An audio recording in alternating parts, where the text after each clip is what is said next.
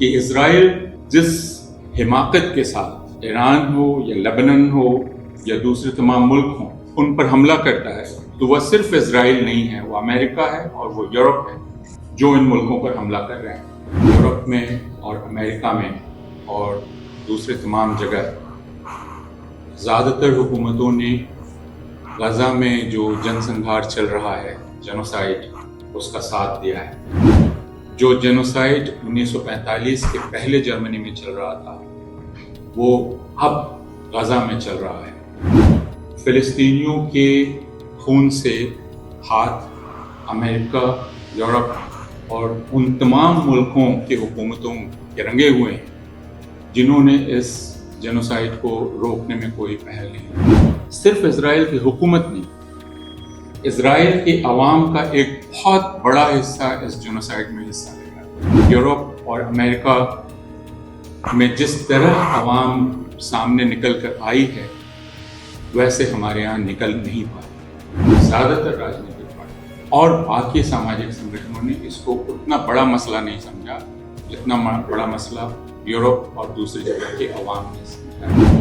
اور ابھی کی پیڑھی کو اس کا جواب دینا پڑے گا آگے کی پیڑھیوں کہ آپ نے اپنے آگے یہ کیسے ہونے دیا۔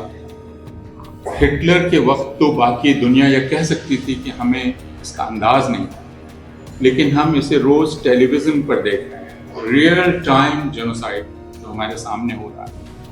اس کو کیسے پوری دنیا نے برداشت کیا اور ہونے دیا، یہ سوال ہم سے آنے والی پیڑھیاں پوچھیں گی۔ فلسطین کے لوگوں کو کتنا احساس دلا سکتے ہیں کہ ان کا دنیا کا سب سے پرانا دوست ہندوستان اور ہندوستان کے لوگ ابھی بھی اس کے ساتھ ہیں۔ اس وقت پوری دنیا کی نیتکتا کا امتحان چل رہا ہے اور یہ کہا جا سکتا ہے کہ اس امتحان میں دنیا کی عوام پاس ہوئی ہے اور حکومتیں فیل ہو گئی ہیں۔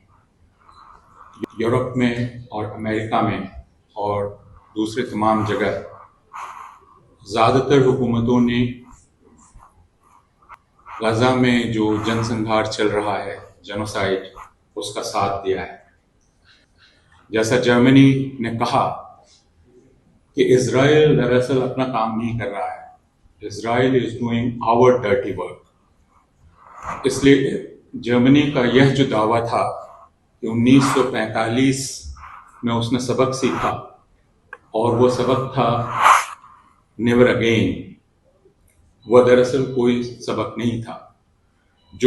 جو جینوسائیڈ 1945 کے پہلے جرمنی میں چل رہا تھا وہ اب غزہ میں چل رہا ہے، اور جیسا جرمنی نے خود صاف کیا ہے کہ اسرائیل یہ ان کی طرف سے کر رہا ہے۔ اس لیے فلسطینیوں کے خون سے ہاتھ امریکہ، یورپ اور ان تمام ملکوں کی حکومتوں کے رنگے ہوئے ہیں جنہوں نے اس جینوسائیڈ کو روکنے میں کوئی پہل نہیں لی ہے۔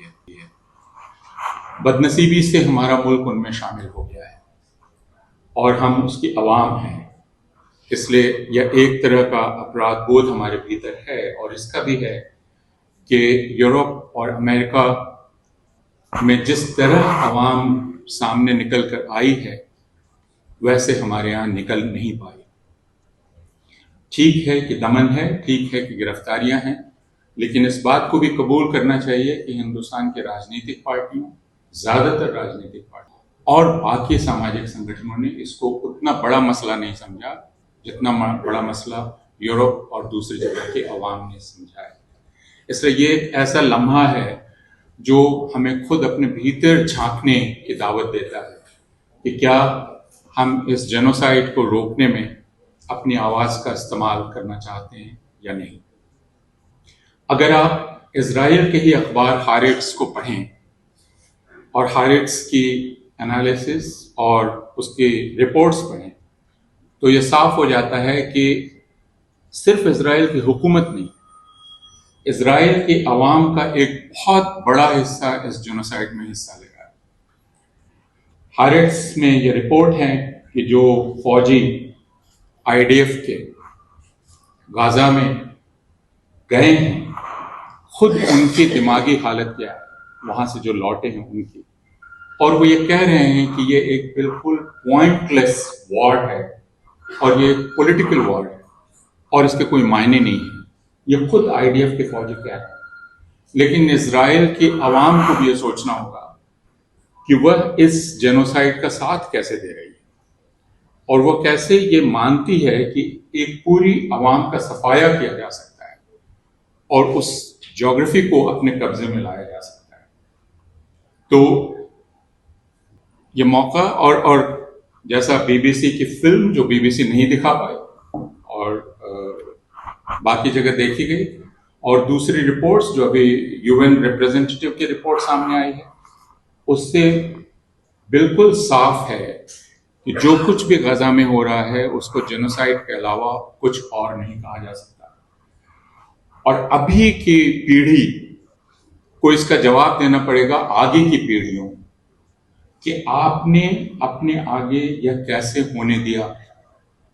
ہٹلر کے وقت تو باقی دنیا یہ کہہ سکتی تھی کہ ہمیں اس کا انداز نہیں تھا، لیکن ہم اسے روز ٹیلی ویژن پر دیکھ رہے ہیں. ریئل ٹائم جینوسائیڈ جو ہمارے سامنے ہو رہا ہے، اس کو کیسے پوری دنیا نے برداشت کیا اور ہونے دیا، یہ سوال ہم سے آنے والی پیڑھیاں پوچھیں گی.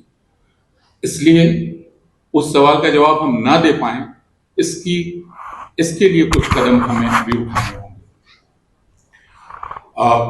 ہم یہ بھی کہنا چاہتے ہیں کہ اسرائیل جس حماقت کے ساتھ ایران ہو یا لبنان ہو یا دوسرے تمام ملک ہوں ان پر حملہ کرتا ہے، تو وہ صرف اسرائیل نہیں ہے، وہ امریکہ ہے اور وہ یورپ ہے جو ان ملکوں پر حملہ کر رہے ہیں.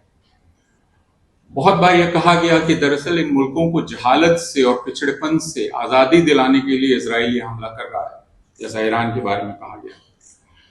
لیکن ایران کے عوام جو خود ایک طرح کی جدوجہد میں ہے، اس نے بھی دنیا سے کہا کہ ہم یہ جدوجہد کر رہے ہیں اپنے یہاں، لیکن ہمیں اپنی آزادی کے لیے ایک دوسری غلامی قبول نہیں ہے.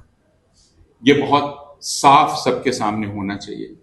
اس لیے یہ کہنا کہ جینڈر جسٹس کے لیے حملہ کیا جا رہا ہے یا جہالت سے آزادی دلانے کے لیے حملہ کیا جا رہا ہے، یہ اپنے آپ کو غفلت میں رکھنا ہے، اور اس غفلت سے ہم سارے لوگوں کو آزاد ہو جانا چاہیے. تو ہمارے لیے، ہم جو ہندوستان کے لوگ ہیں، ہمارے کرتویہ بہت اسپشٹ ہیں کہ ہم فلسطین کی آواز کو کتنی دور لے جا سکتے ہیں، فلسطین کو کتنا زندہ رکھ سکتے ہیں، اور فلسطین کے لوگوں کو کتنا احساس دلا سکتے ہیں کہ ان کا دنیا کا سب سے پرانا دوست ہندوستان، اور ہندوستان کے لوگ ابھی بھی اس کے ساتھ ہیں.